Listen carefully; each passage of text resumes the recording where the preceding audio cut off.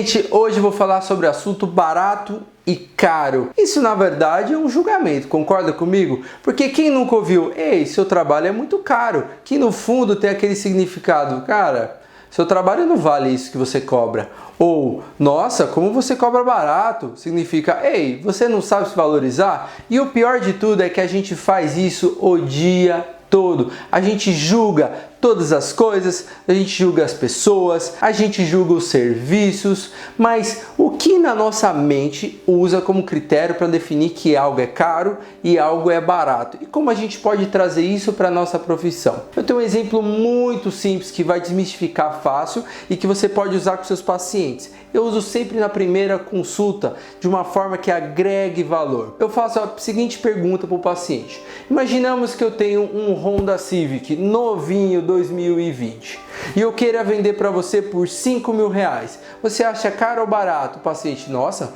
muito barato. Aí eu falo para o paciente, então imagina que você vai levar a sua esposa, sua namorada para fazer a unha e a manicure cobre R$500 para fazer a unha da sua esposa ali na hora. E o que você vai achar? Aí ele falou, pelo amor de Deus, muito caro. Então você pode perceber que de R$500 para R$5.000 são 10 vezes mais e que barato e caro não tem a ver com valor, mas tem a ver com a importância que você dá àquilo lá. Então você tem que entender que em volta de você existem várias coisas que agregam valor e nós temos que fugir de todos esses extremos, tanto o barato quanto o caro. Mas Vi, você está falando que eu não devo cobrar nem muito caro nem muito barato? Eu não devo ter. Eu não estou falando de precificação nesse vídeo. Eu estou falando sobre coerência. Existe um equilíbrio, uma balança que fala de expectativa e coerência. Eu vou contar uma história muito rápida e muito simples.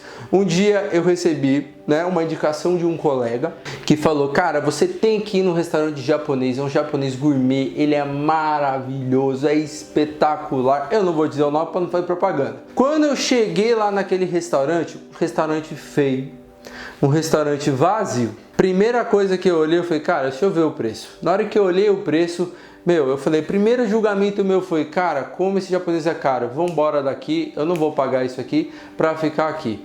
Aí minha esposa falou, cara, mas foi uma indicação, ele falou que é muito bom, vamos sentar para comer.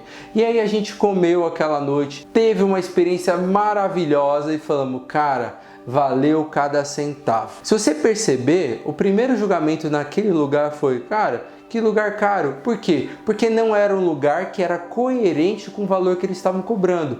Porque imagine a situação. Quando você não conhece um produto, você usa os seus sentidos para descobrir se aquilo é bom ou aquilo é ruim, se aquilo é barato ou se aquilo é caro. E nessa balança entre expectativa e coerência tem um exemplo muito simples. Quando você vai comprar um fone de ouvido, imagina que você quis investir no fone de ouvido, pagou R$1.200 um fone de ouvido de qualidade e ele durou 2 semanas apenas. Você vai falar, que porcaria de fone, esse fone foi muito caro, porque pelo valor você tinha expectativa que ele durasse pelo menos muitos anos. Mas se você comprou um fone de ouvido na frente do camelô, ele durou 2 semanas, ele parou de funcionar e você pagou R$5. Você vai falar, pelo menos eu paguei baratinho, porque o valor ele traz junto com ele uma expectativa. E aí vai de você, como você vai suprir essa expectativa do seu paciente. Então, quando você traz para o nosso dia a dia, se você cobra um valor mais exorbitante, um pouquinho maior, você precisa ter uma estrutura e ter um ambiente e um serviço que seja coerente com aquilo que você está cobrando. Porque todos os extremos do caro, os extremos do barato, eles são danosos. Então, você quer ter sucesso na profissão, você precisa gerar uma estratégia dentro da sua clínica que ela seja coerente. Mas quando você não conhece um produto ou quando você não conhece o serviço, quais são na nossa mente, o que a gente usa de critérios para poder falar se aquilo é barato ou aquilo é caro? Primeira coisa, valor, que eu falei para você. Você tem 3 molhos de tomate, um a 80, R$1 e um em 20. Você não conhece sobre molho de tomate. Primeira ideia que você vai ter, poxa, o de 1,20 ele é melhor, porque o valor por ser um pouquinho mais caro está agregando o quê? qualidade. Aí você pega, olha aquela embalagem bonita, você tem um estímulo que